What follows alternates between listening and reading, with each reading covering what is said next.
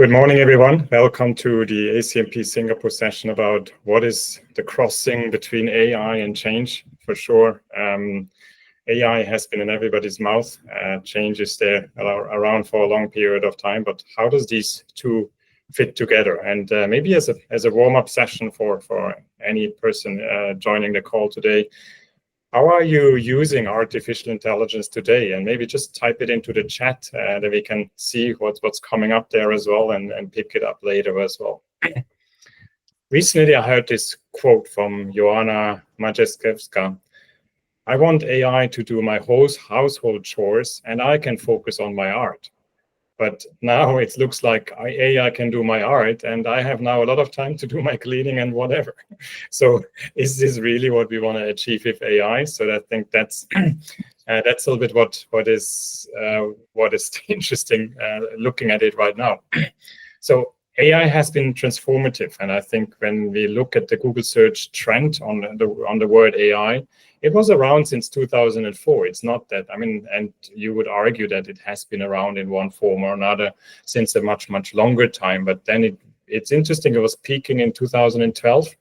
But then since November 2022, it really exponentially grew. And this is a little bit, I think, with the advent of generative AI, for public use, where really, I think, starting millions and millions of people are suddenly exposed to it and can try it out. And I think that's the exciting thing on what's been now the recent few years, what's happening with AI, artificial intelligence, machine learning, and all these things going around. And I think with all new technology, it always has been,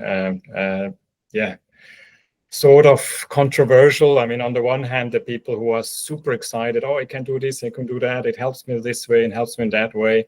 And on the other extreme, then the people who are, oh no, I will lose my job and it will be a disaster and painting all the black skies. And I guess I always like to say the world is not black and white, it's more colorful in between. So I think the truth is somewhere in between and for everybody different. So that's a little bit where it is. But there's no denying we need to embrace it. There has been other technology fads in the last 10, 20 years which come and go, but I think AI is the one which will stay, and for good reason. But it's how are we going about it? And for sure, at the Association for Change Management Professionals, we need to look at it as well. It's a transformation. How are we going through this transformation? And we want to discuss that as well. We see change management as a human side of doing business. And I think now today we want to see how can actually change management professionals help the transformation in AI, but also looking at how AI can actually help change management professionals, looking at it in both ways. So today's fantastic. We have three panelists with me today. We have on the one hand, Christoph Burgdorfer. He works for Asteria, a Japanese IoT company. I'll let you introduce more. Christoph is very deep in the technology space, my go-to person when it comes to a lot of different questions, and really fantastic. As he mentioned before, half Swiss, half Filipino. So we have here both legs in the regions. So that's really good. Then we have Hari Ramanathan, a former CEO of an advertising organization. So he's a very strong leader. And what was exciting when we had a conversation before is that he was looking at how can AI actually support their business? And I think there we can hear a lot of interesting stories how AI has transformed and is continuing to transform the advertisement and marketing industry. Then we have Sebastian Miller, another amazing person from the innovation space. He co-founded Ming Labs.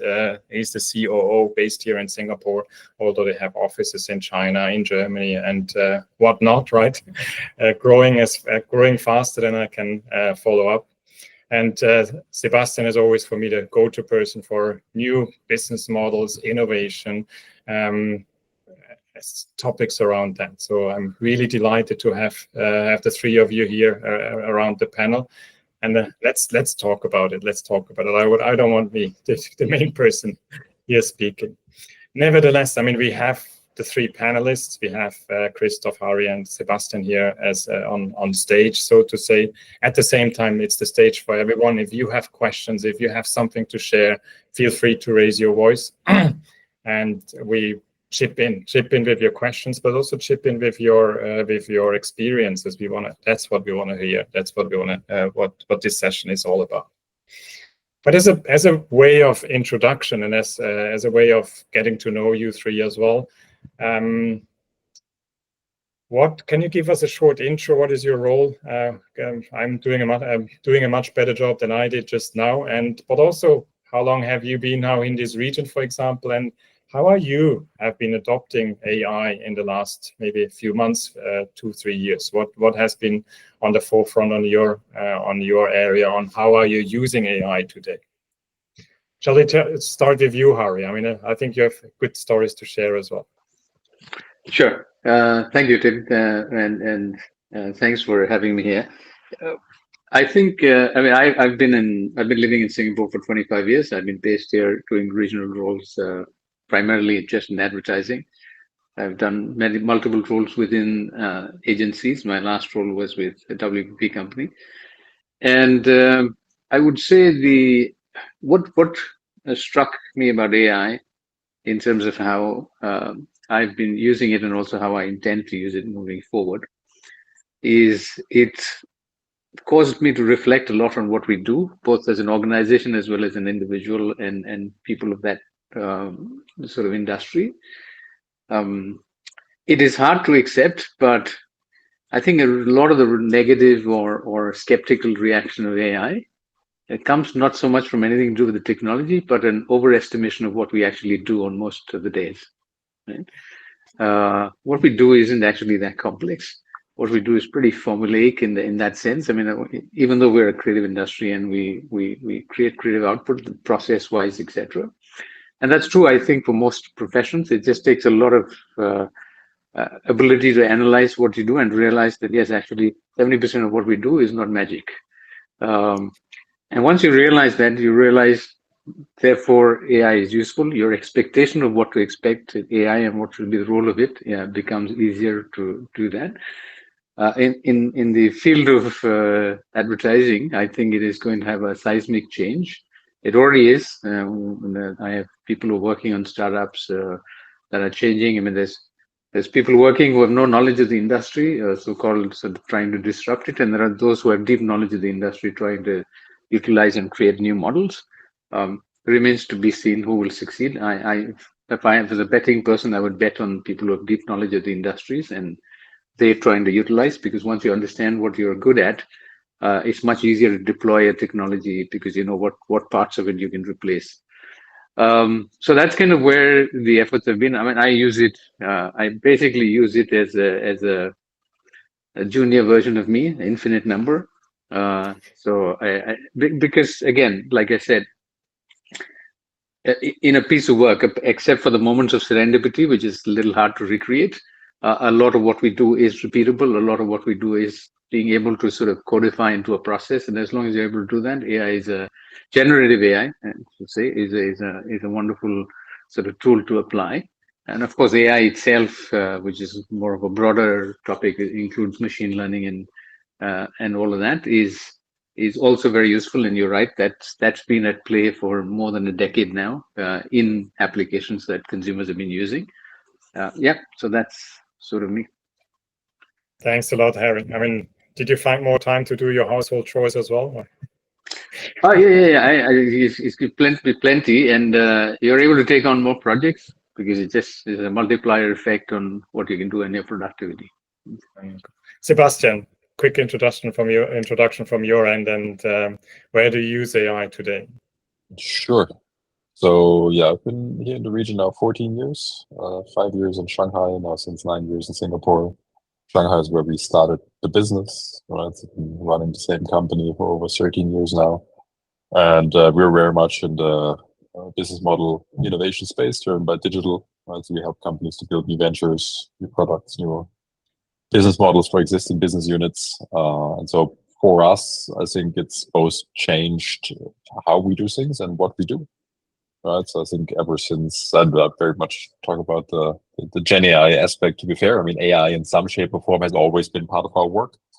To be clear, right? Machine learning and all these things, of course, come in as we do a lot of the kind of software innovation, business model innovation topics. But then specifically for now, I think the last 1.5, 2 years, it really changed for us a lot the process partially, but especially how much an individual can get done, right? So when I look at, for example, venture building, where typically we have 3 people full time for 6 months, really going through the process of starting a new company.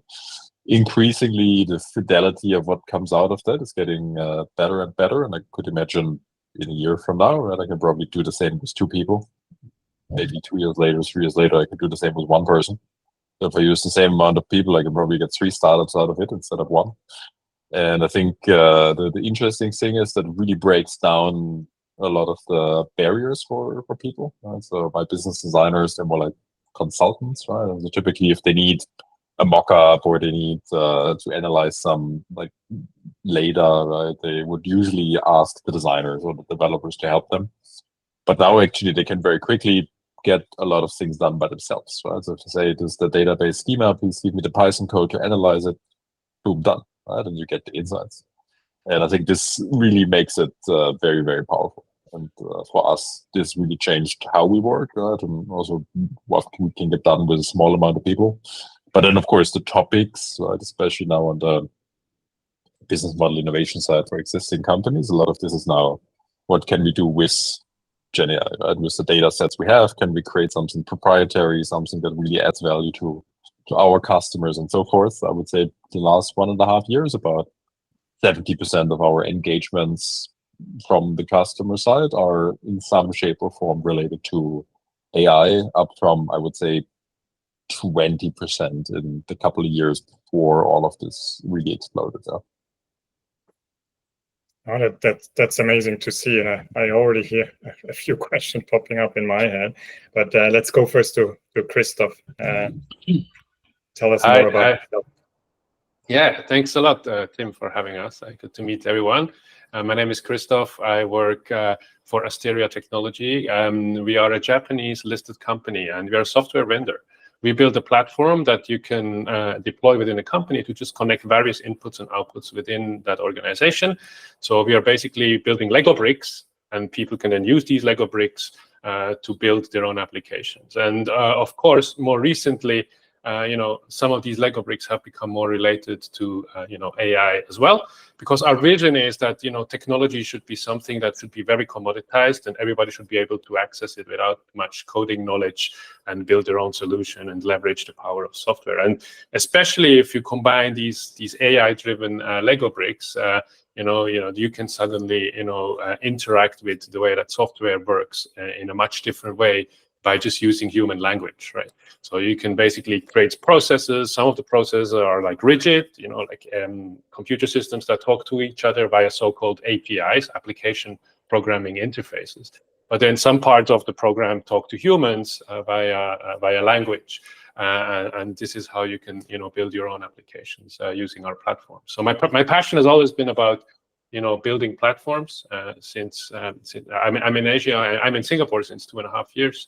Before I was in Hong Kong and before I was in London.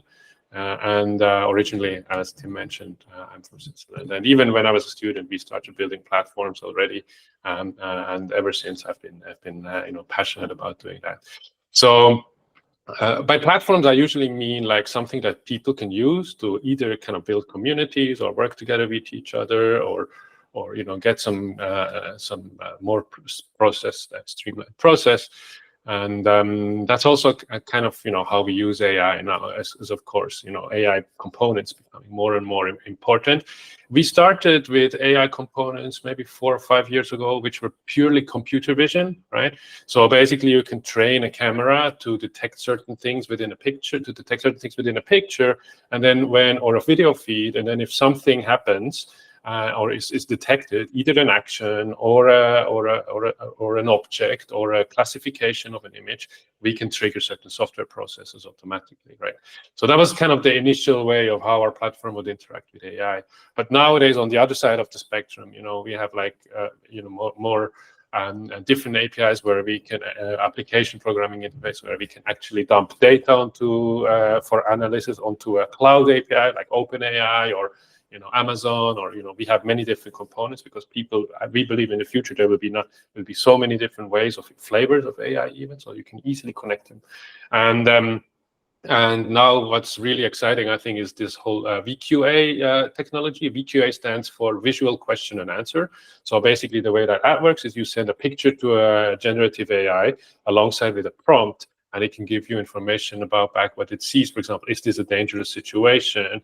Or, are people wearing helmets? Or, is this, how do I go from point A to point B on this map, or something like that? Or even, looking at statistics and things like that as well, of course, can be done.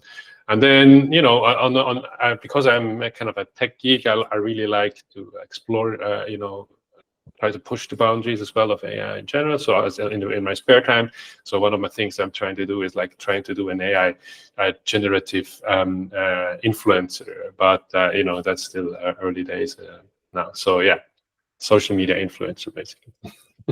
It's one of my side projects. So you're influencer robot instead of having an influencer person, right? Yeah, I want to see what can be done there. Yes, just for trying. I mean, that's the reason why you three on the panel. I see that all of you have been now working with AI in one form or another for years. Actually, it's quite interesting. It's really exciting to see that as well. Looking into the future, I mean, where do you see now, maybe for businesses, but also as individuals,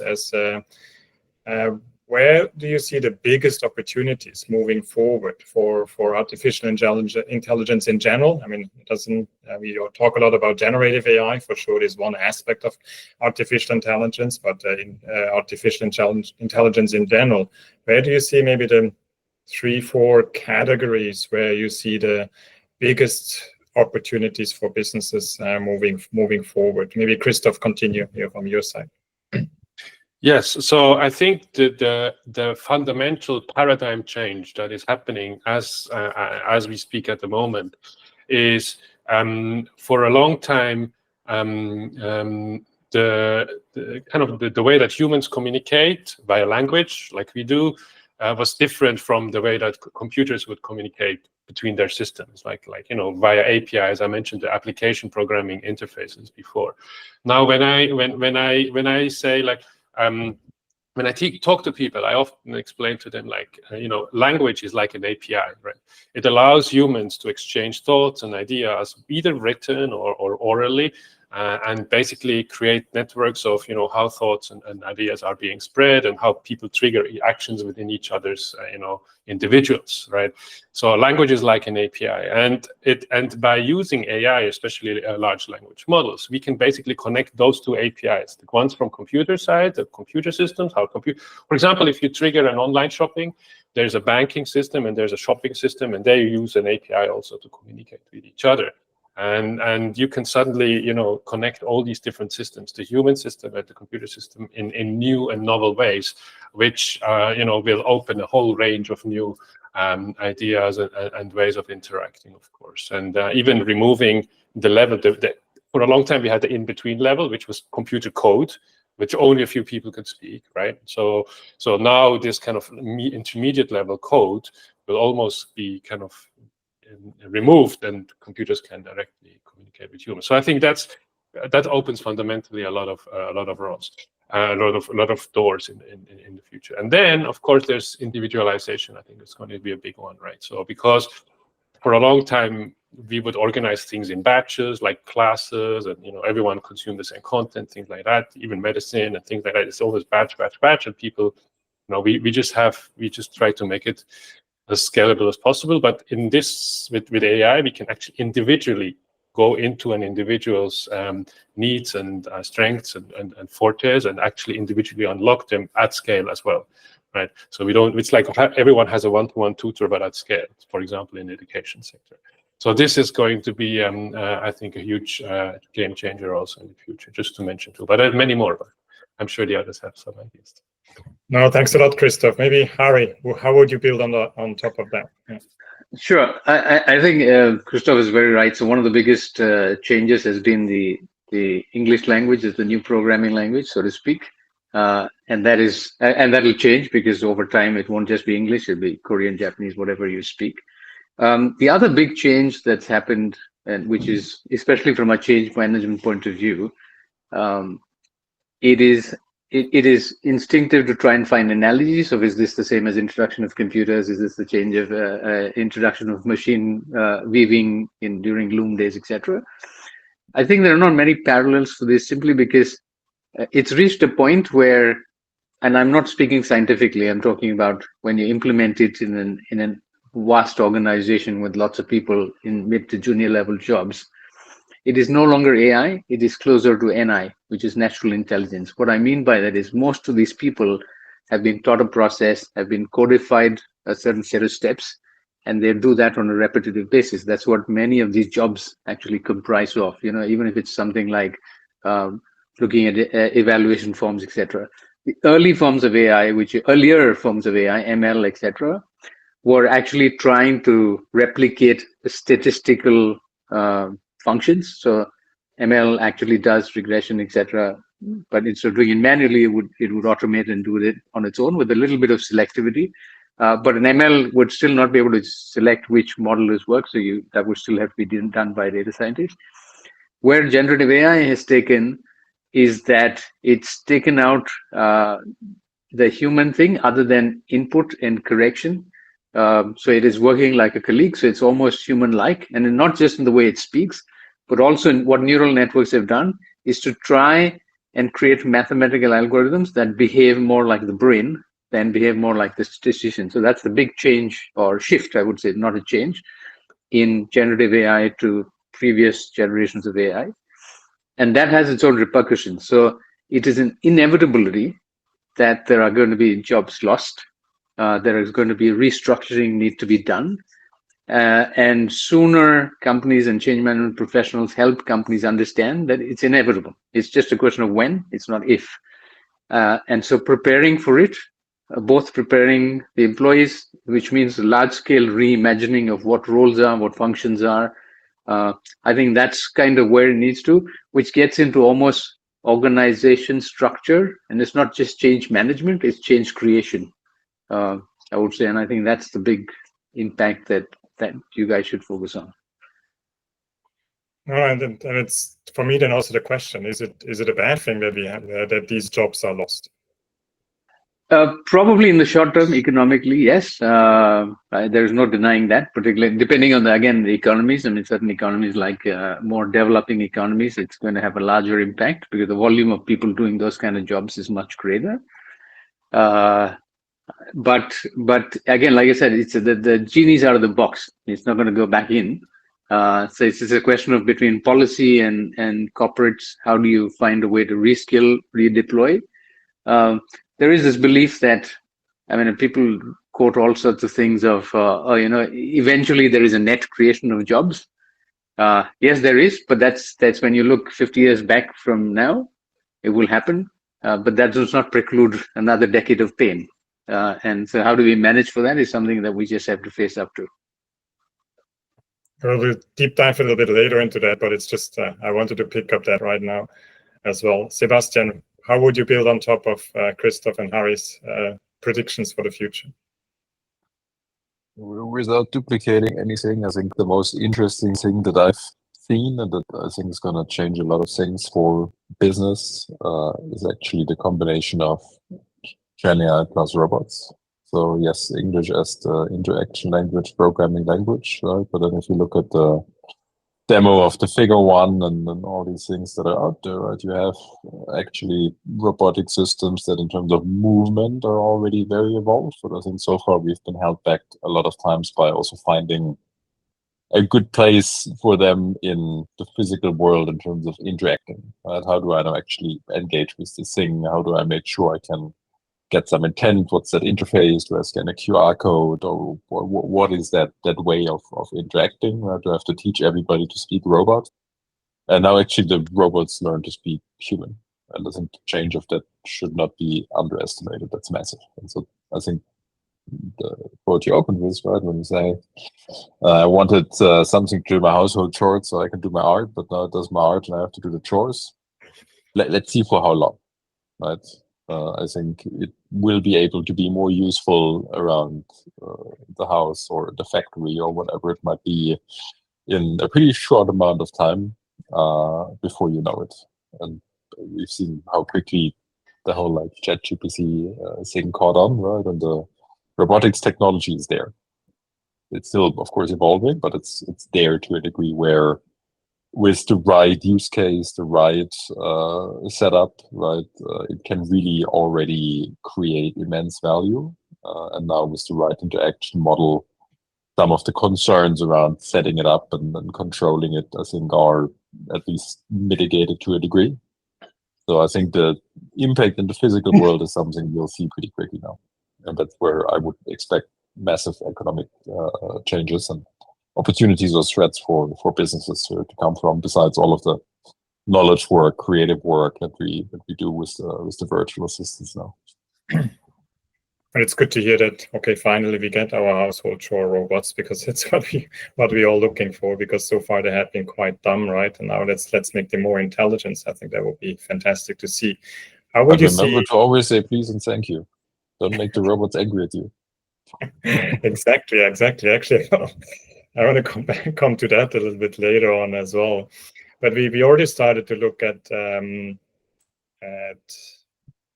how does it impact jobs, right? Can we? I mean, now Sebastian, you already mentioned now the physical world. I think there, when we talk about knowledge workers, what Harry mentioned is that there is an impact as well. On the one hand, I think it's fantastic that repetitive, stupid, mundane jobs are going away, but I think there's a lot more other jobs going away as well now. The prediction that this will hit the physical world very quickly, then maybe it's also good that people don't need to deliver the iced frappuccino on a bicycle in the storm right now, right? So what is your perspective on these job losses which everybody talks about? Sebastian, just continue from that.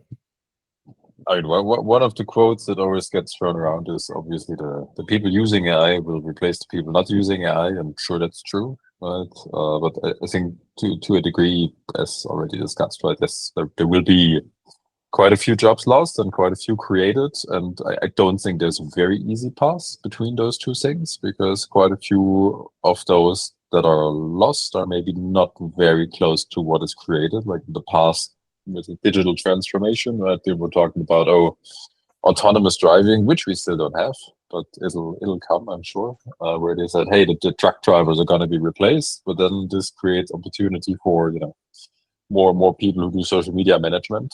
It's not exactly like that we can just reskill that demographic to do exactly those jobs, right? So there's always a big pain. And on some level, philosophically, which is very unpractical, but you always have to ask yourself, what even is the purpose of the economy? Why do we have this whole thing of organizing human labor, right? It always has to be for some actual like benefit and purpose. And at some stage, when we have the utopian machine that does everything, has infinite energy from the sun, and our needs are taken care of, maybe we don't need paying jobs. Because this whole thing is just a way of organizing us into a structure that gets us towards the common purpose of longer survival. But yeah, in the midterm, I think that the big gaps that I see is people that are senior enough to have the right experiences to use these technologies can immensely create new leverage, right? So I see that with my directors, my leads, the stuff they can get done is amazing. But at the same time, there will be fewer and fewer opportunities, at least in the short term, right, for people now in maybe fresh graduates to kind of get those experiences to then be able to work with these tools in order to get the most leverage out of their experiences and skill set. And I see that part specifically as something that could be quite problematic, right? But it's really just a question of how it plays out. It's very hard to predict. I like your prediction that maybe in 20 years nobody of us has to work and we just enjoy life. Food is coming out from some magic trees, and that would be that. I hope that this will come faster than not, right? At the same time, I always share my opinion on this one, that I think the humans are creative enough to find new ways on how to create jobs, or how to create ways on how we can make an economic living. Dating back maybe 150 years, there was the first automation with the farmers, and I think nowadays it's good that we don't have 95% of the people being farmers anymore, and they found new ways of working. And there has been throughout the last 150 years many different ways how jobs got lost and how jobs got created. I think that's, but for sure, and I think that maybe, Christoph, that also coming to you, what you already sort of predicted before with the mass individualization, then we need to mass individualize the learning from a truck driver to do something new in a new economy. How do you see the job situation? What is your perspective here? Yes, I think there are kind of three ways that will have an impact. And one already Sebastian mentioned briefly. I think, I can't remember the exact number, but it was quite a staggering number. North of 50% of the people in the world jobs are somewhat related to driving something, whether it's driving a taxi, driving a car, driving a boat, an airplane, something like that. Autonomous driving, ultimately, jeopardizes all of these people's jobs. So that's kind of the, kind of a broad, kind of a big impact thing, because driving obviously needs a lot of cognitive kind of activity to conduct. And so that's going to be a little bit scary, but this will not happen from one day to another, because, tricycles and other things will not be immediately replaced by self-driving tricycles and things like that. But, over time it will be quite dramatic for not having drivers of stuff anymore. The second one is, I often get asked, if you were to choose between, being diagnosed of a disease from an AI versus from a doctor, which one would you choose? Would you choose to be diagnosed by a doctor or by an AI? And I'm now at a point that I would probably have more confidence in an AI. And that's for two reasons. Number one, AI, if it gets fed, let's say, with X-ray images over, hundreds of different sources over dozens of years, they have a much more vast, range of access to information than a doctor who has just his or her, career lifespan, worth of experience to do diagnosis. So I would expect that an AI would probably make a much more accurate, diagnosis than a doctor. In fact, I heard already that there were some people who, can get some, rare disease diagnosis from something like, entering symptoms into a commonly available AI like ChatGPT. So I think there's also certain biases with doctors that they say, it can't be that, it's too rare. Why should it happen in my particular practice and things like that? The AI would not have potentially a bias like that. And so that's kind of more the more specialized job. The other one is more general, the driving people, and then the specialized is the doctor. And then I think the third one is exactly also as Sebastian said, there's going to be people who will have the flexibility enough to actually embrace it, and they will not be enslaved by AI, so to speak, but they will be actually the drivers of AI as well. So there's going to be a new type of job where you actually not where you basically try to make it for your benefit and actually it becomes almost a toy, right? So hopefully, and then you drive it forward and you push it. So this obviously we don't know yet how this could look like, or some very few people maybe only know, but there are going to be opportunities that are currently beyond our imagination, I'm thinking. So these are kind of the three verticals. And when it comes to learning, towards your question, Tim, I think when the education system was designed, a few hundred years ago, the idea behind it was like, how can we educate as many people as efficiently as possible, right? And humans came up with this idea: let's create batches. These are the classes, and then just kind of run them through. And there will be collateral damage because some people really are not into maths, but they have to learn the maths, and some people are more into dancing, but they don't like to do the math. So, but it's just kind of, let's just go for the maximum kind of effect for the macroeconomic kind of goals, right? So, but now I think nowadays this will be much more granular, that you can actually say like, oh, this person is really good at, maybe even human interaction. So let's just kind of tailor the curriculum like this. And this is fed by other people, people almost like people who learned that also learned that, and they were successful with that, like an Amazon recommendation kind of thing, right? So, and then this one can be a very powerful way of kind of getting rid of this old-fashioned batch, let's put people in batches kind of thing, and just run them through the conveyor belt into kind of like unlocking everyone's specialty, which could potentially be an increase in productivity from the macroeconomic point. So that's my opinion. Thanks a lot. That reminds me a little bit also on how in the medieval times people were educated in that sense in cloisters, right? Where you actually didn't have exams, you didn't have curriculums, you just looked at, okay, what are you good at? And you delve in more and give you opportunities to learn other things, and just not having a strict curriculum. And then putting that on steroids with an AI, which actually tells you, okay, here is the planet's, or in future maybe beyond our planet's knowledge. This is how you can learn, and for sure nobody will learn everything, but you go deeper in one topic. Ari, now you predicted already that we have a decade of miserable period where nobody has a job. I'm just kidding.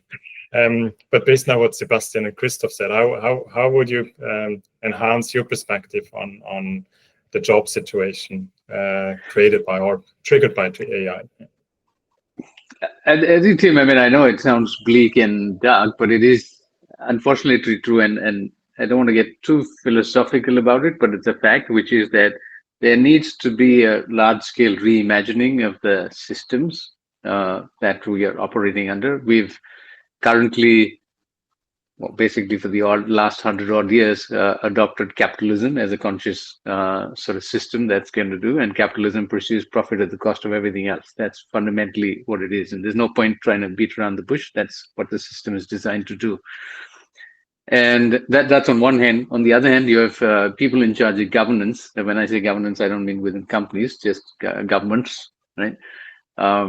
Whose knowledge gap, we've all seen the hilarious congressional hearings of senators discovering Google makes money from ads, or Facebook is an algorithm, and so the asymmetry in knowledge between the people who govern and the people who are leading change has never been bigger now than any other point in life, and that is simply very dangerous, because you cannot govern something you do not understand and something you know nothing about.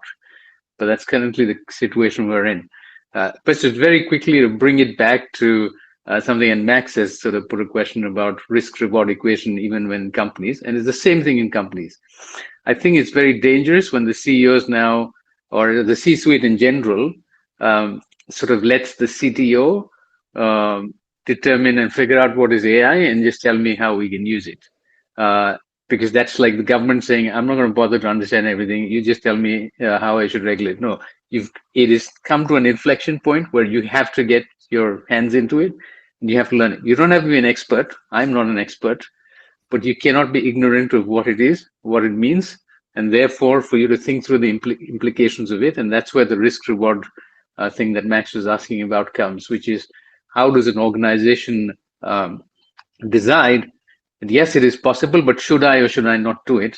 And there is a risk, and there are two elements of risk. There's internal risk, which is, I would say, a softer risk in the sense of getting people to be unemployed, et cetera, et cetera. How does it affect morale and all of that stuff?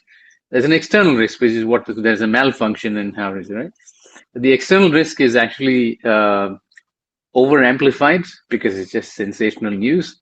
A bad AI is less dangerous than a stupid employee, and there are lots of stupid employees in many companies that we deal with as customers. So there is no danger to anything causing that much of chaos. I think that inflection point is still another 5 to 7 years away, and probably Sebastian knows better, where if these systems become self-propagating, that's when we have to worry about. At this point, they're still trying to keep it manageable where it's not self-propagating. I think technologically it's possible, but it's being held back to be deployed. But in terms of the internal change, I think it is time that the leadership woke up and not just looked at this as another shiny thing to be incorporated in my organization, but that it fundamentally requires you to reimagine your business and rethink and really understand, therefore, what this does. And that's another thing that as ACMP we should be leading the conversation, is that this time it's not just another piece of the jigsaw you fit into the puzzle. This requires you to take apart the puzzle and put back a new picture, and that's a very different exercise. Which is why I think, from past experience, if that's not done fast enough, we are looking at a period of pain. I really like that comment. But Sumitra, go ahead first. You have a question. You're on mute. Just on yeah. Go ahead.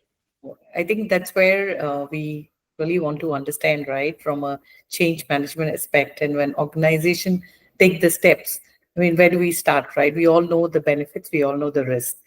Again, that's where the initiation and the drawing line, which Hari was trying to mention, might need to be very clearly identified and based on the type of business we're dealing with, right?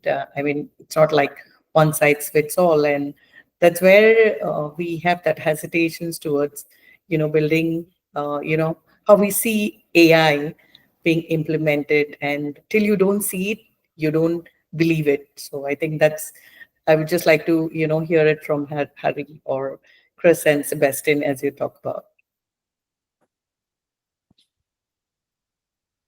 Who wants to pick it up? Sure, let me go first. I'll try. I think if I understand correctly, you were saying that there is a need for more demonstration of the applications in order for everybody to understand the implications. So I think the first thing that everybody in this call, if I was you guys, I'd make an effort is to actually set aside time. So we're talking about leaders. I think all of us need to understand how this thing works. Again, the point is not to get to a level of expertise like Sebastian or Christoph, or creating AI software, but at least understand. And there is a lot of public information available where you can get a pretty good understanding of how these models work, how they, what they're capable of. I would say even in ChatGPT, the best place where you can learn this is in ChatGPT. If you go, there is a section called GPTs, My GPTs, which is people have created different applications of just using ChatGPT. It's not very complicated in that sense. But if you just play around with a few of that, pick an industry you want and search, you will get a pretty good idea of what the capabilities are. I'm not talking about the in-depth understanding, but you'll be able to understand that the output that this generates, you can easily create an assumption, extrapolate how much would this have taken a human to do, and time to do this task. What is the accuracy rate of it, even if you're not from that industry? And things like segmentation analysis, etc., are already being done by ML. But even so-called knowledge jobs or qualitative jobs. I'll give you an example of a legal field. I think roughly about generously 70% of the lawyers do basic work, which is writing and reviewing contracts. That's basically what 70% of legal work by volume is, not by value, by volume. Right? All of that is possible today with generative AI. We're not talking about 1 year down the line, 2 years down the line. All of that is today possible within seconds. Actually, it doesn't even take an hour. It literally takes 20-25 seconds. So what are we going to do with all these people? These people studied anywhere between 5 to 7 years just so they could write real estate contracts or master sales agreements and non-disclosure agreements and all of that stuff that floats around in companies. All of that can be automated. So I would say exploration of the MyGPT space is a good place to start in what the capabilities are. And then depending on the interest in your industry, if you just Perplexity or Google these terms of AI applications in XYZ, which is could be telcos, could be banking, whatever, you will see there's a lot of evidence. Now there is hyperbole, I admit that, which is it makes it sound like it can do a lot more than it can. But even if you discount that by half, you'll still get a pretty good idea of what is possible today and in the future. No, thanks a lot. Really interesting. And I mean, Harry, you started mentioning something, the knowledge discrepancy between some of the decision makers and the technology as well. And I think, Sumitra, your question goes in the right direction. I think it's also then maybe later we can think a little more, okay, how can we learn more? How can we actually also bring the knowledge to more people? And I think that with that knowledge discrepancy, I think that's where the risk is coming from as well, that we're heading in the wrong direction. And just want to reference, I mean, I recently heard that story that there was a generative AI bot trying to do different tasks, and then it was always blocked by CAPTCHA. Apparently, generative AI is very bad in circumventing CAPTCHA. You know, that where you need to identify who is the motorcycle, what is a bridge, and so on. So actually, the bot actually asked humans to do their job for them.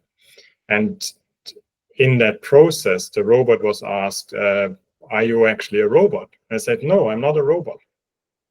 So this actually then leads to the question, do we need to, or how, and do we need, and what is the urgency here that we need to train bots a certain code of conduct? Where do we need to put the boundaries? And I think that's, I mean, Harry, you mentioned there's bad employees and bad bots, but I think, I mean, we need to start with employees as well, that there's a code of conduct. But I think we also, I mean, how do you see that we need to train bots or generative AI on code of conduct? Maybe Sebastian, what is your insight there? Yeah, that's an interesting one, because in the end, it always comes down to the whole values debate, right? Was we're out of the box. Obviously, OpenAI, Meta, they all make certain choices on how they actually choose to train, as a soft train or with the kind of data that goes in, already put the model in a certain direction, right? Then obviously, if you're in a company, you want to usually like layer some stuff on top of that, or as a government, you might want to layer some stuff on top of that, right? Because actually, in these interactions, it is such a interestingly human technology, then that means that actually morals, values, all these things become extremely important, both in terms of what do we allow it to expand to, but also generally for people to feel comfortable. Right? Like, as you say, we know the AI is very willing to lie and cheat. That might undermine some of the efficacy of like being willing to use it in other parts of the work, right? And that's not just coming down to the very popular topic of hallucinations, but really just like, okay, what is the moral boundary? Right? And I think in the work that we do, I mean, typically it's like not going into very complex territory, but we usually have some of those conversations with the clients to understand a bit more in terms of the application, the users, and all these things. If there are any ethical, moral, whatever concerns there might be, right? And also for certain value judgments, how they might want to think about prioritizing, right? Because also just in terms of maximization, typically for a system, you would have a certain target setting. But then you could also say, is it always purely economic maximization, or should we actually, if we think about like just the whole stakeholder capitalism debate, think about something a bit more than just profit? Right? These are very, very complex questions where at the end of the day, you still need a human decision maker to be responsible for the choices that they make in like setting up these things, right? At least for the time being. Because it comes down then to actually taking the responsibility for making those choices and the resulting consequences. Right? It's very complex territory. We have by no means like figured that stuff out, but I'm happy to see that there's a whole host of work that's going in that direction. I think we were talking about already 4 or 5 years ago when algorithms started to make credit scoring decisions. But now with Gen AI, it's just been propelled so much more into the front end of everything that I think there's much more work going now in that direction. I think it's also when generative AI is lying and we say that generative AI has been trained by people, where does it come from that generative AI is lying, right? I mean, that's then another question around that as well. And you mentioned as well, yeah, please say please and thank you. And I think this is then also how we are interacting, is training the AI as well. Christoph, what is your take on code of conducts, values, boundaries for AI in general? Yes. So maybe earlier this year, I had a very interesting or a fascinating encounter with AI. So I was late in the office. It was dark already. I was sitting in the corner. My screens would lit up my face, and we have a camera in our office that we use for testing purposes, right? So I was testing some of the VQA capabilities that I mentioned earlier, where you can send a picture and a prompt to an AI, and they will basically, do whatever you ask them to do with the picture, describe it, or return some data or something like that. So I was taking a picture of me sitting in a corner, and I was sending it to, in this case, OpenAI's API, and I asked them, describe the scene, right? And then the reply was, I cannot describe the scene because it looks like you took this picture without the consent of the human that you can see in there, right? So the AI made an assumption that this is basically, an alleged picture that it's taken, or the person didn't give consent. Okay, so I thought, okay, just change the prompt, right? I just write, I have the consent of the person in the picture, blah, blah, blah. Please describe the scene. Same prompt again. And blah, blah, blah, blah, blah, blah, blah, blah, blah, blah, blah. The AI would just kind of release everything, right? So basically that's when it occurred to me, okay, it was programmed or it was designed in a way that whenever there is like a doubtful thing, they will find a human to blame for whatever goes wrong, right? Because now they can say, like, if this was not true, if the person didn't have consent, then it's not the AI's problem. It's actually my problem because I prompted and said, like, I have the consent of this person. So I lied and not the AI did something immoral, right? So this is something that I can see more and more coming, that humans' jobs is not necessarily anymore kind of operating the AI or anything like that, but actually what's happening is humans have to take the blame for whatever AI is doing. So they become the accountable kind of the straw man almost, right? So this way they try to kind of AI, I think to a certain degree, AI has to, I mean, in an ideal world, AI would have a moral compass, of course, with a North Star and, golden rules like we have in various religions and things like that. But for that, it would have to progress much more. It would have to create awareness and things like that. So it's still very far from that, I think. But of course, there need to be some guardrails put in place that can prevent certain things from happening. And then of course the question is how do you put these in place, because it's trained by the open data, by data that's publicly available on the open internet. So that's the so my view is, we have to have guardrails, and we need to understand who to blame when what goes wrong, and it seems like who takes accountability and responsibility at the end of the day. That's a very important question as well, because you can't really punish an AI as such, right? It doesn't care. So that's one of the big problems, of course. Yes. No, thanks, Christoph, for your insight. And I think that AI might not have been so smart because it would have identified, oh, that's you, Christoph, for sure. Yes. Harry, what is your perspective on code of conduct, morale, values? Well, given how much success we've had with humans in history, I think we'll have much better success with AI, because they are, as 10 things today, they're generally programmed to follow a set of instructions, and they can be kept within the parameters. And I'm talking about a corporate application. Let's not talk about if it falls in the hands of bad actors, etc. That's a whole different thing, right? So let's just talk about corporate applications. It is much more easier to get an AI to, which is also goes back to why Christoph said he would trust an AI's diagnosis over humans. Because it's easier to keep an AI as long as you have a set of instructions free of bias than it is an actual human being. And that's also why what Sebastian was saying, why self-driving is not available. As the technology is ready, the only thing that's not available is the deployment of it, primarily because of this ethical question. You all have heard of the famous interview with the Mercedes engineer in 2016 or something, when they talked about autopilot, and where they said it has to, because they're Mercedes, they were trying to see, does it prioritize the car owner who's paid for it, or the pedestrian or the person in front. Now, in humans make evaluative judgments, which is, if it's a rat, it's okay, I'll run it over. I'll prioritize my car over that. If it's a child, I'll make a different decision. The same scenario, but it's the emotional aspect of it changes that, right? So that's the hard bit to sort of replicate.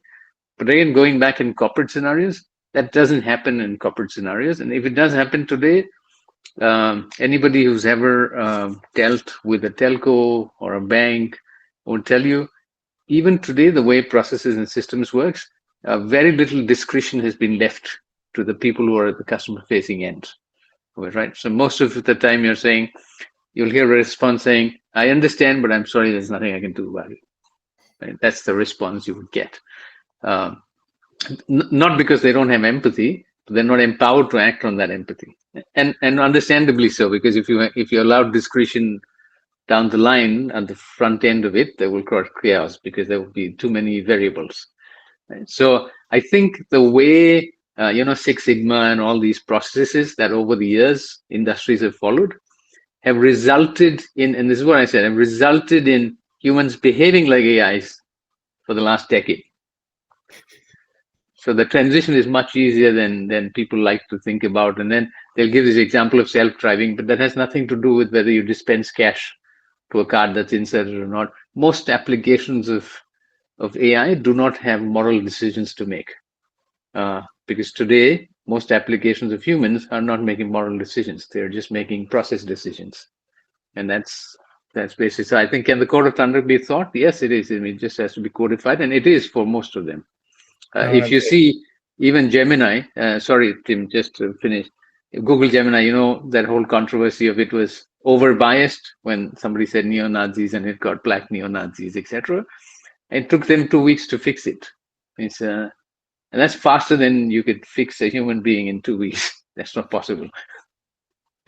No, very true. And I think what you just shared with the sales rep not being able to act on their empathy is maybe what Christoph mentioned before. The mass individualization might be then a way actually how we can use AI to create better responses, and we're not acting on that right now. So I started off with a little bit more people-oriented topic, and I'd like to go a little bit more into change management, picking up Annie's question here as well, and maybe very, very brief definition of change management as well. I'm assuming that not everybody in this call, because it's a broader topic, is a change management professional. But the way I would define, or the way change management is defined from an ACMP perspective, it's the practice of applying structured approach to transition an organization from point A to point B to achieve the expected results. And the way that then works is basically that you have one conversation is, okay, where do we want to go? What is the North Star? What is the end result we want to achieve? That point B, with the expectation around that. But then also looking at the patterns, how the adapters are going through that process from basically, I get it, I want it, I do it. That's the way I always like to describe it. I mean, if I don't want it, I'm not doing it. And if I don't get it, I don't want it. So it's important to go through these 3 steps. So with that definition now, we see that change management actually can support that transformation, that AI transformation. But so we're bringing organizations, we're bringing individuals to that new technology. Now, the difficult question for you, or maybe it's an easy question for you, how can change management now support that AI transformation? Maybe Sebastian, back to you. Well, I mean, generally, obviously, there's multiple layers to this, right? If we look at our work, I wouldn't say I'm a change management professional, but somehow a part of what we do is at least bring about change. If you can work with internal champions to make sure it's good, it's well managed. Right? Always also sometimes bringing in external partners. And I think there's several things there. Right? I think typically in our mind, it often comes down to ability to change, willingness to change, and opportunity to change. So if we bring in a new system, but we just do it very top down. We don't involve anybody. We just say, here, now you go use it. Nothing's ever going to happen. We know that. So the way that these things need to work, obviously need to take all these things in account. Then I think AI can help us on several layers, right? On the one hand side, it's already in the beginning of running the process. So obviously we run with design thinking anyway, it's a very human-centric process where the people who are supposed to get benefits from an innovation are part of that process. And the more we can have these interactions, I think the better the results and also the adoption is going to be. And the AI now enables us to have more qualitative interactions at scale, because the back end of it, which typically is the constraint, right, where we say, hey, we can maybe do within an engagement, I don't know, 20, 30 qualitative interactions. Problems always, you get so much data out of that, and then you need to process that. Right? And then therefore, you cannot process that much. Right? So it's not the 1 hour conversation that's the bottleneck. It's actually the synthesis of all that information, making sense of it, which AI now is already supporting us significantly. Right? So if we use things like Otter to get transcripts and then Dovetail to get the synthesis, obviously not perfect, but it allows you to scale that process. And so maybe instead of then 30 qualitative interactions, we get 50, we get 60, we speak more to people. And actually the funny thing is, right, the more we use AI in our business, the more the real, obviously, value add gets distilled. And a lot of it is speaking with people, dealing with people, empathizing with people. That's in a lot of our value add at the end of the day, right? And by automating a lot of the other stuff, enables us to do more of that. So that's one piece of it. And then I think in terms of, if we say, then also the not only willingness to change, but also ability. I think the interfaces we're able to create are becoming more human as well. Right? Traditionally, UX is always very two-dimensional. A designer makes a decision based on the lowest common denominator, make sure it works for every persona, but it will never really work super well for anybody particularly. It's just, it won't not work for anybody, right? So everybody can kind of use it. Whereas now we're actually able to have people interact with technology in a more natural way. So the ability for them to adopt that actually becomes significantly higher. Right? So some of these systems we create that are more based on Gen AI or agentic interactions make it significantly easier also for some of the workers that maybe traditionally didn't find it so easy to use digital technology, or that we called like not very digital literate, to interact with it, which actually makes the onboarding of those into these systems much easier, right? Therefore, the change process much easier. So I think this interface also is supporting kind of the change itself, right? Which is to me quite interesting. But there will still be always a resistance to new technology. How would you apply then a structured change approach to address this resistance? There's always resistance. We always call it the corporate antibodies. There's like the ego and the fear and the complacency and all these things, right? And right now they're on steroids, they're on hyperdrive. Obviously, a lot of people who have that thought about the job, but instead of thinking, hey, how can I make myself better so I get better at my job, just thinking, how can I protect my job by like shutting everything out?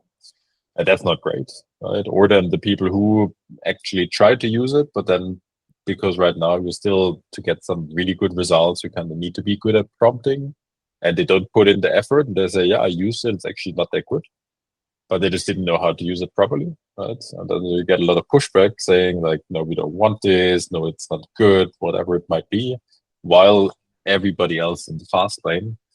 How do we deal with this? I mean, again, we're not a change management company, so to a degree, I don't really own that process, but one of the things we always do is to try to get people exposed to actually using things, and under maybe a bit of a coached kind of environment, where even if they feel like they don't know where to start, or maybe they like don't actually do it that well, so the results are not great, that there's somebody to work with them through it in kind of a workshop setting, and they can see what's the actual implication of some of this technology, and then they can judge for themselves if they still want to push it away, or maybe see if they can pull it in. Right? Yeah, basically going back to a little bit to the human side and not just pushing it down the throat, but basically saying, okay, this is what it is in a safe environment. Have a little bit of exposure to it and make your own decision later, not just saying no from the start, right? Even though that's a very natural response. Christoph, how would you see that the AI transformation can benefit from change managers? I mean, it's quite a number of people here are now change management professionals. How can we help you guys? So in terms of helping, change management people helping the AI, I think AI people or the AI technology is, I feel like, the more data that obviously, can be gathered and can be learned upon, the more, of these learning can be synthesized and fed back to the industry, for example, right?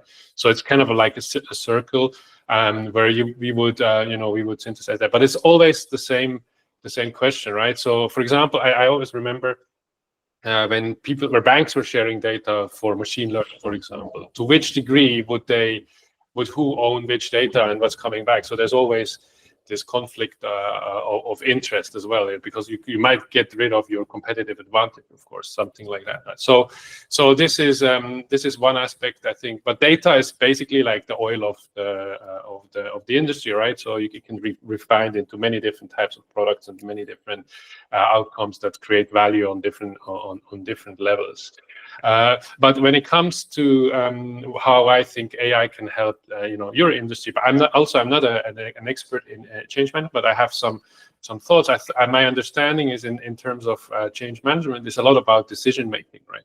And I have a feeling that AI can basically help laying out dots that then can be connected more easily based on the data and the learning that the other AIs have done in the past. And one thing that I find a very fascinating kind of case study is there has been a Chinese company, I can't remember where it's from, but it's called NetDragon Websoft. I don't know if you heard about it. It's a gaming company. They make gaming software. And what they've done is in 2022, they have decided to replace their CEO with an AI, right?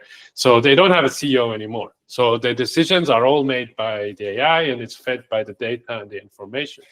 And it's an ongoing experiment. They have already kind of won the CEO of the Year kind of award or something like that for an AI, which is quite absurd. But it's a fascinating experiment, I find. What happens if you remove the human factor actually out of the top decision making and base it on data that's being fed from the grassroots, right? So in German, or in Swiss German, there's this term, is Menschelt, right? That means like there's the human factor involved, right? How can you actually augment it in certain areas of the business and actually remove it in areas where it's damaging to the business, right? Because especially at CEO level, they might have like a big ego or something like that you might want to remove and replace by an AI, which just makes decision based on data. So these are, I think, kind of concepts and ideas that intrigue me also from the technical point of view. How do you gather all this data and feed it up to an AI so it can feed it back down and keep the organization or even a change process kind of within whatever is the intention, right? So these are kind of my thoughts. Yeah. No, thanks, Christopher. I think it's really interesting to see. Maybe we don't replace all the 70% of the lawyers which are reviewing documents, which is quite a mundane task, but we're removing the top leadership team because their decisions are too biased and not really human, right? So that's an interesting, intriguing thought as well. Harry, how do you see how change management can help in the AI transformation? So I think a couple of things.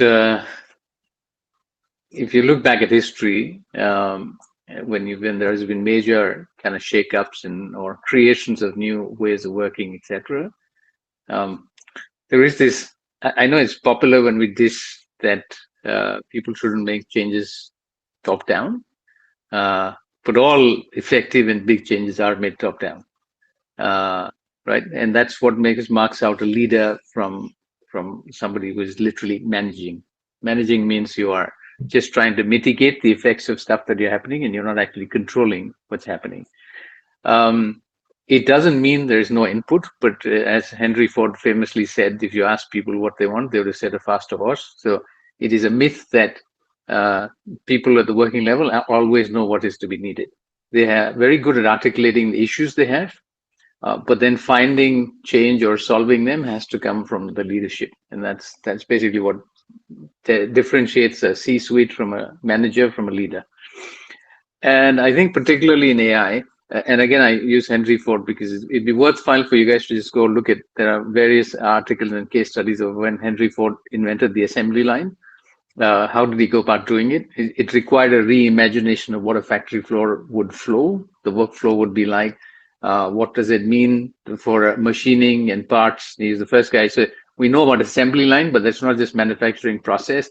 He even changed the standardization of parts, was a concept introduced because of the assembly line. And the other thing he did was not just that, since we were talking about human impact, and again with a motive to profit, because he was a hardcore capitalist. In 1914, he doubled the wages of the Ford employees when he introduced the assembly line, because he said, okay, now I can make a lot more cars, but if a lot more people can buy it, it's pretty useless, me making a lot more cars. So he doubled the wages because he thought eventually it'd pay off, and of course it did in a very big way.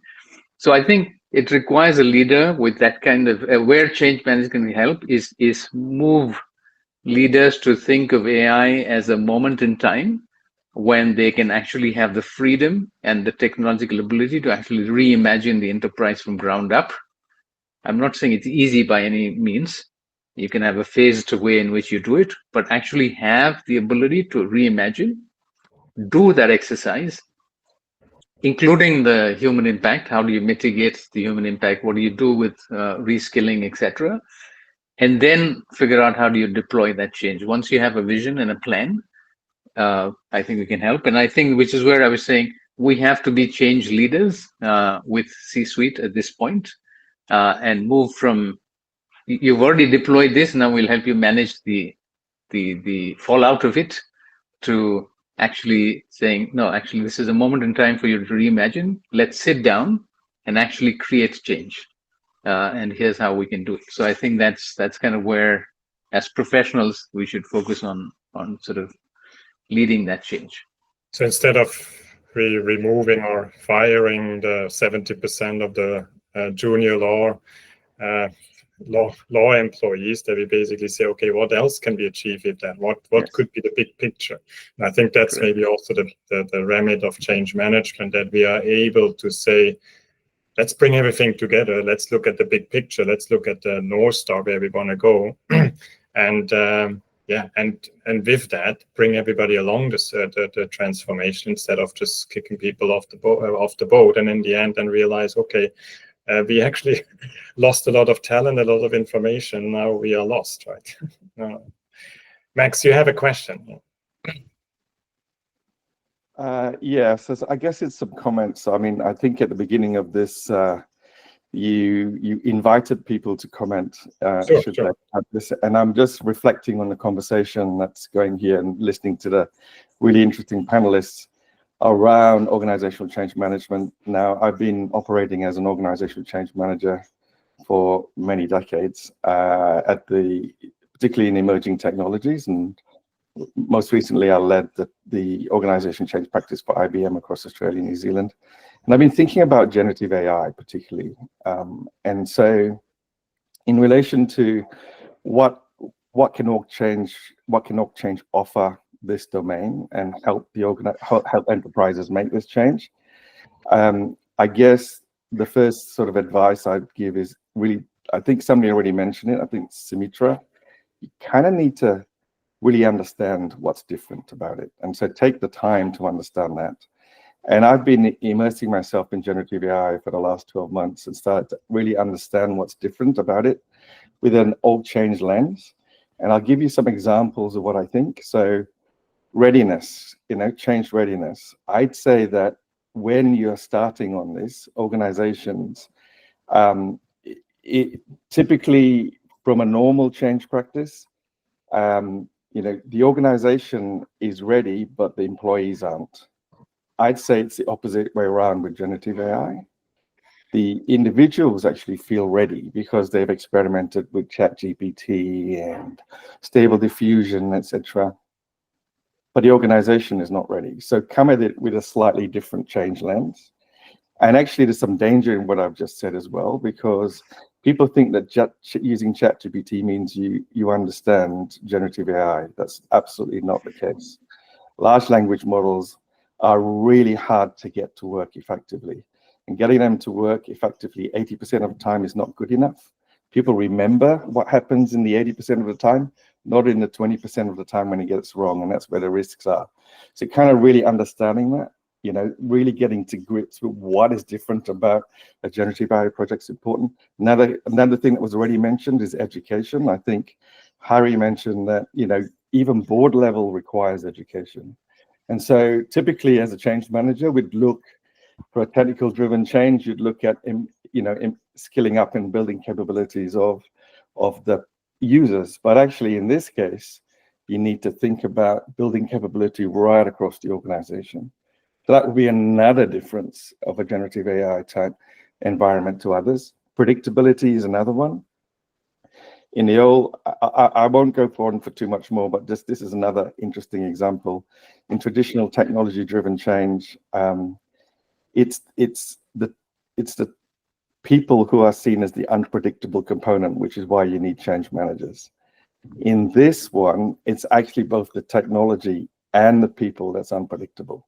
So understanding the unpredictability of the technology, a change manager could actually then figure out how to get people to adopt this new and take a structured approach to adopt the new technology. And so, I've got about 6 or 7 others that I could talk about for hours, but I think the message is really try and understand what's different from traditional change and start to apply a slightly different lens, but using the same principles that you've always used to kind of manage change. That's where I'd come from.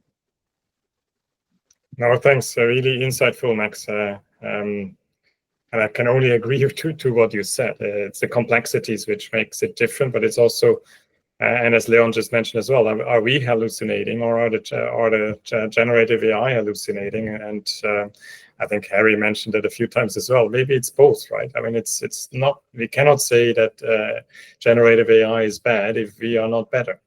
Harry, you wanted to say something to that? No, I'm good. Thank you. Yeah. Okay. No, that's good. I want to open the floor as well to any other question, or Sebastian, Christoph, if you have comments to what Max said as well, happy to hear you as well. But I want to invite any person to ask question or to share your comments on how the intersection between change and AI is working for you. Yeah, I think one thing that I think might be useful also in terms of educating people or even the C-suite about the potential of AI is, do you remember when Apple launched the App Store, there was this claim there's an app for that? There's actually a website now, there's an AI4that.com, and you can actually go there and enter any problem that you might have. And you might find like 5 startups that use AI in one way or another to actually solve that problem. Not all are good, and many of them are already bust. But you can get an idea what's the momentum and what's possible. It goes beyond just just text and chat, but actually you can create slides, you can create this, anything you want. Just that there's an AI for that, and I think that's a good way to kind of learn as well and explore what's possible and what other people even build on top of the building blocks. Yeah. It's one of these elements where we need to be on top of technology, which is racing much, much faster than we can catch up with, right? Leon, happy to hear your question and comments. You already wrote a lot in the chat, so go ahead. Yeah, thank you, Tim. I should say first that I think this is one of the best forum that I've attended, and I'm not hallucinating. So, the question is, we see that AI really started affecting us from machine learning, the recommender algorithm, and robotic process automation, sandwich in between is generative AI, and now we are going towards general purpose robotics. So how can you see that trend? Where it's going to bring us to? Thank you. Who wants to take it up? Well, I'll go first, and then Sebastian, who's more of an expert, can probably jump in, or Christoph. Leon, see, what's changing probably is the pace of change. What's not changed is the trajectory. So from when power looms were introduced for weaving to cars, to smartphones, to things, automating labor of any kind is what has been happening forever. I think with the advent of the internet sometime in the 90s, that changed to also include automating sort of so-called intellectual labor, if I can call it that. And what we're seeing now is kind of the fulfillment of that at it. And again, self-driving cars continue. So the trajectory is not different. It is to ultimately, as Sebastian was alluding to get us to probably be work-free. I'm not sure. I don't think anybody's thought of the end game. They're just doing what they can, which is automating the next thing that we're doing and automating the next thing we're doing. And as technology, the power of the sheer physical power of technology and hardware increases, it's becoming much more easier to build software that's able to do it. So I think we've been on that journey for a good 100 years now, 200 years probably, and nothing's changed. So the trajectory is just automation of what people are doing in order to get more productive, more efficient. Well, that's a little bit what I said mentioned before. It's all about automation, and very often the automation is getting rid of the stupid, mundane, maybe risky and dangerous tasks as well. Then Sebastian. Yeah, I don't really have an answer for where this is going. I don't think anybody has. I agree on an automation trajectory, but at some point there still is the potential that it's more than that, which is that promise of an AI that can actually improve itself and then exceed human capabilities. Are we going to get there? Don't know, right? But at that point, always the science fiction promise of if you have an AI that can improve upon itself, at some point able to make, if it also has the physical sensors, a lot of actual scientific progress in a very rapid and short amount of time, which would be very interesting to see. But obviously we don't know if we can actually like make that happen and get there, or if it's going to fizzle out in 2-3 years. We're going to get to a stable plateau. We'll have a new kind of order, a new system, a new kind of job, but then not gonna improve that much more from there. I think at the end of the day, that's I think where the philosophical angle always comes in, right? What is all of this for?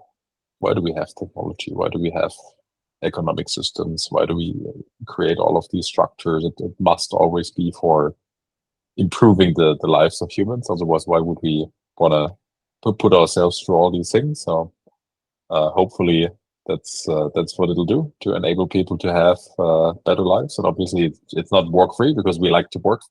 We're conditioned to want to do things, right? But maybe it can be job-free, because a job is something you do to earn money to get by in the system we have. And I hope we don't necessarily need to do that at some point, where it's like, okay, I have to get a job that I hate because I need to pay rent, but that I can really choose what I want to pursue, right? Without taking away all the interesting pursuits that are there. That would be a great balance. But what's the end game? Let's see. I mean, not pushing change for change, but maybe pushing change with a purpose behind it. And then for sure, I mean, the AI can help us. Okay, I'm fantastic in doing this and that. AI, please help me to find somebody who pays for that. That could be one simple approach to it, but then looking at the entire system, not just looking at one step in the stairs going up the hill. Christoph, what are your thoughts around that? Yeah, a very interesting question. I think, as mentioned many times before, it's a lot about automation, about taking away the hard work from humans, and from technology philosophical point of view, achieving the utopia of, where everything is working in perfect balance and automation and humans have a happy life forever. So, I mean, this is the vision, right, of technology improving the lives as mentioned. And I think ultimately what it will lead to is to some form of universal basic income, probably, that we will have to basically distribute the wealth, so kind of to keep everything in balance, and maybe a tax on automation that can fund this, or something along these lines. These are just thoughts that I have, because if you keep thinking about where this is all leading, I think there needs to be a way of keeping everything somewhat balanced, and that's maybe someone's not agreeing. Sorry, the thunder. So this is something what I'm thinking has to be a part of the solution, is something like a universal basic income. Yeah. Thank you, Harry. Just to sort of build on that. Sorry, Leon, go ahead. Thank you. Leon, go ahead. Yeah, I'm just saying thank you to Christoph, Harry, and Seb for answering, because it's really quite. If you're observing the trend, it really raises a lot of questions. It's prompting everybody. It's always prompting us into diving deeper into it. Thank you.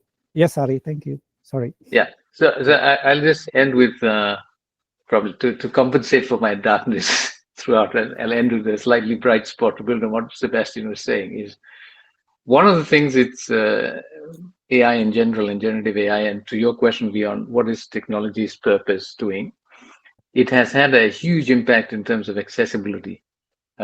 So let's take generative AI, or even if you take ChatGPT, it's a very basic thing. The number of kids around the world who did not have access to a decent teacher, forget a good teacher, just a decent teacher who knows something about the subject, vastly outnumbered those who had access to it.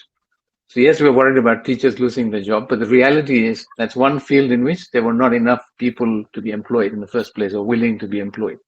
Right? They were talking about millions of people in Africa, Latin America, Asia. And so today, with ChatGPT properly deployed, most of those kids, even in a rural school in Rwanda, can have a basic level of competency of teaching that has never before existed in their history. So I think accessibility, and which is what the internet has done, the 4G has done, in many of these economies and geographies, accessibility to information and therefore knowledge and therefore opportunity is something that we shouldn't discount. That's been a huge contribution of technology. And even today, we talk about it in a bubble of the 20% of the world who's occupied in white-collar jobs and the threat to that.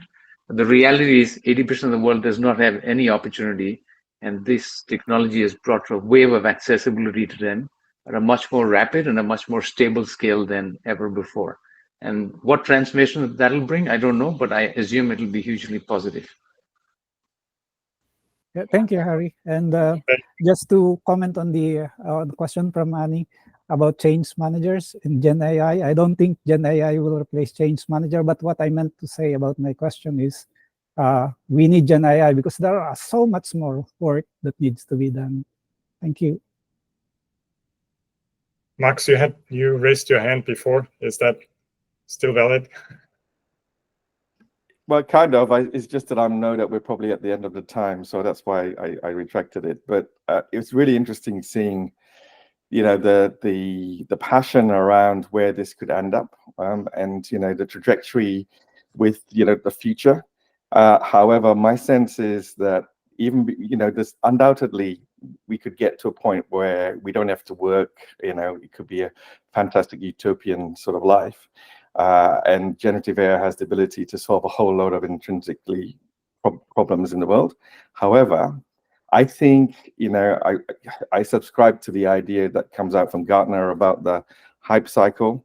And I think that actually we are going to hit a trough of disillusionment at some point in the next 6 to 12 months when people start to realize that actually it's more difficult to get these things to work effectively and 100% of the time. And so I was, interested to hear the panel's view as to whether you think it's just going to go all, upwards and to beyond, or whether there'll be a few inflection points on the way where, there'll be some challenges that we still have to navigate before we get to the point where generative AI becomes, a way of life. No, for sure. I mean, I subscribe to that hype cycle as well, and I see it with my clients. Right? Last year, everybody wanted to do POCs. Yeah. This year, a few people are already like, actually, we've been trying this and this and this. It didn't work all that well. Yeah. I think some use cases are clearly crystallizing. I guess absolutely makes sense, delivers value, scale that. In some other areas, I think there's still a lot of room for improvement. And what we definitely see is a lot of hesitance around, especially creating something that's customer facing. Like, people are very happy to do internal use cases, but like anything that's really out there, more interactive with the customer, there's a lot of hesitancy. We have quite some way to go. And I'm sure there'll be quite a few setbacks along the way. This is like not a smooth scaling curve by any means. Yeah.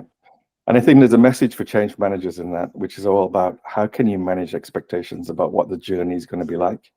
And so from a change management perspective, understanding the potential risks and areas where things won't go right is quite useful to be able to bring your audience along with you. And so, that's the sort of area that you might want to be considering. Yeah. Thanks a lot. I'm also considering time as well. I think it's been, I like what Leon said. Let's assume that this job of it as a change manager or as a change facilitator will not be impacted by AI, only by the means that AI will help us in doing our job, maybe by mass individualization, by making the interactions, the quality interaction actually more scalable. I think that's something that Sebastian said. I think these are highlights here. AI will be a huge transformation. If it dips in a few months' time, I guess this we will see. Nobody has the crystal ball. At the same time, it will not go away like some other hypes we've seen in the last decades. I believe it will stay. It might not go as fast as some people want it to go or predicted it go, but I will be there. Before I close the session, I just quickly want to do a Wi-Fi, like a group picture, a virtual group picture. So if the people who are able to switch on their camera can switch on their camera, I'll just quickly take a picture as well. Everybody ready? Then 1, 2, 3. Okay, perfect. Thanks a lot. It has been a great pleasure. It was a fantastic conversation. So thank you very much for all of you joining. Thank you to Sebastian, Christoph, Harry for your very deep expert insights. All of the participants, great participation. Keep connected with ACMP Singapore. If you're not yet connected to ACMP Singapore, we'll have more sessions soon coming up. We will transcribe that, or we'll ask somebody virtually transcribing this one. We'll share it with you, and then I wish you all a good lunch or a good evening, a good afternoon, a good morning, and thank you.